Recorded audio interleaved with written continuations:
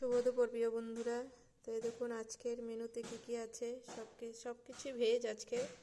এখানে আছে দেখুন বাসমতি চাল দিয়ে ফ্রাইড রাইস রান্না করলাম। আর এখানে আছে যারা যারা চিকেন খেতে ভালোবাসো না বা চিকেন খাও না তাদের জন্য সয়াবিন, সাথে আছে পেঁয়াজ। তো কেমন হয়েছে আজকে দুপুরের মেনুটা আমাকে কমেন্ট করে বলবে সবাই।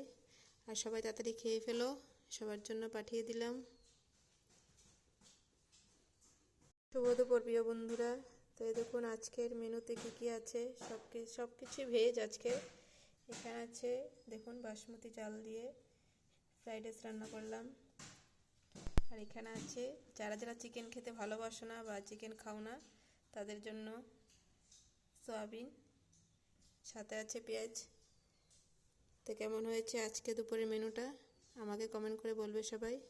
আর সবাই তাড়াতাড়ি খেয়ে ফেলো, সবার জন্য পাঠিয়ে দিলাম।